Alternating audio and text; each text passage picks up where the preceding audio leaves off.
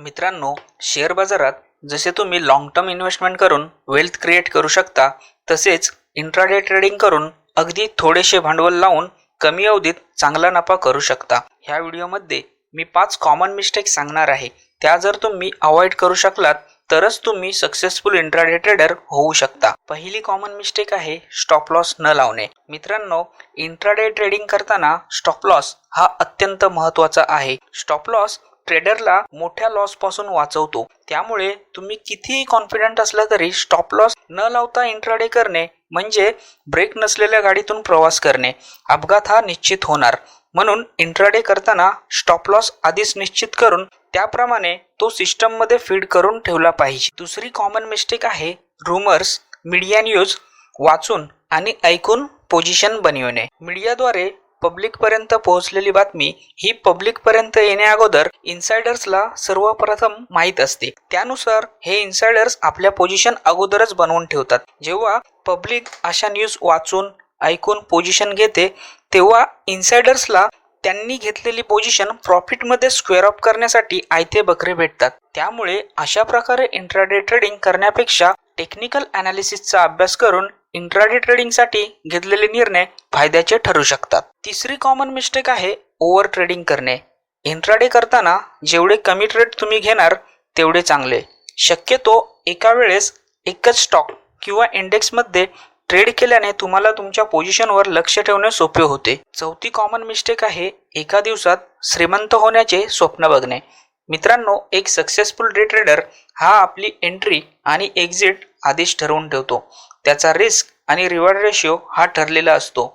जर stop loss हा position घेतलेल्या किमतीपासून 2 रुपये दूर असेल आणि प्रॉफिट हे स्टॉप लॉसपेक्षा दुप्पट मिळण्याची शक्यता असते तेव्हाच तो पोझिशन बनवितो. ह्याच्या उलट एक अपयशी इंट्राडे ट्रेडर हा एका दिवसात श्रीमंत होण्याचे स्वप्न बघत असतो. जर असे स्वप्न तुम्हालाही पडत असेल तर सावध व्हा. 5वी कॉमन मिस्टेक आहे रेकॉर्ड मेंटेन न ठेवणे. मित्रांनो, जगातील सर्वात यशस्वी ट्रेडर जेसे लिव्हरमोर यांच्या मते ट्रेडिंगमध्ये यशस्वी होण्यासाठी सर्वात महत्त्वाचे काय असेल तर ते ट्रेडरने घेतलेल्या पोझिशनची पोझिशन घेण्यामागील तसेच पोझिशन स्क्वेअर अप करण्यामागील कारणासहित नोंद करून ठेवणे. ह्याचा फायदा ट्रेडरला विशिष्ट ट्रेडमधील सक्सेस रेशिओ काढण्यासाठी होतो. त्यामुळे जेवढा जास्त रेकॉर्ड मेंटेन करून त्यावर ट्रेडर अभ्यास करतो तेव्हा ट्रेडरचा आत्मविश्वास वाढण्यास ह्यातून मदत होते. परंतु 90% डे ट्रेडर फक्त प्रॉफिट आणि लॉसचाच रेकॉर्ड मेंटेन करतात आणि अशा प्रकारच्या रेकॉर्डची नोंद न ठेवल्याने ट्रेडर आत्मविश्वासाने ट्रेडिंग करत नाही. मित्रांनो, डे ट्रेडिंगमध्ये यशस्वी होण्यासाठी सर्वात शेवटी परंतु अत्यंत महत्त्वाचा घटक म्हणजे तुमचा स्टॉक ब्रोकर. जास्त कस्टमर कनेक्ट झाल्यावर जर ब्रोकरच्या सिस्टमवर लोड येऊन कनेक्टिव्हिटी प्रॉब्लेम्स येत असतील किंवा टेक्निकल्स प्रॉब्लेम्समुळे मार्केट प्राइसेस अपडेट होत नसतील तर ह्याचा मोठा फटका डे ट्रेडरला बसू शकतो. त्यामुळे एक योग्य स्टॉक ब्रोकर निवडणे अत्यंत महत्त्वाचे आहे.